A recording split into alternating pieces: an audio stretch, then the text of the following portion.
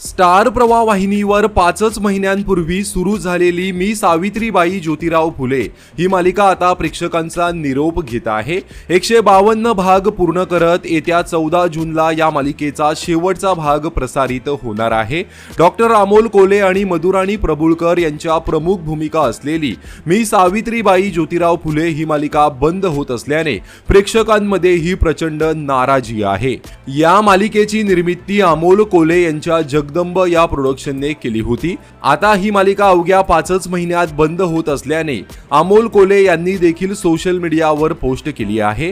त्यांनी त्यांच्या पोस्टमध्ये म्हटलं आहे, ही मालिका अवघ्या 152 भागांमध्ये संपते, हे दुर्दैव आहे, पण गोष्ट थांबणार नाही। लवकरच एका वेगळ्या मंचावर प्रेक्षकांना ही गोष्ट पाहायला मिळेल। या मालिकेसाठी वाहिनीचे सतीश राजवाडे, कस्तुब बडेकर, अभिजित खाडे यांनी खूप सहकार्य केलं, पण त्यांच्याही वर असणाऱ्यांची विचारप्रणाली नेमकी काय आहे हे आपल्याला सांगता येत नाही, असंही अमोल कोले यांनी नमूद केलं आहे।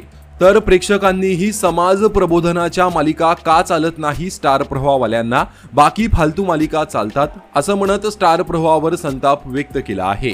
आता ही मालिका बंद झाल्यानंतर 15 जून पासून स्टार प्रवाहावर सुना येती घरा ही नवी मालिका पाहायला मिळणार आहे।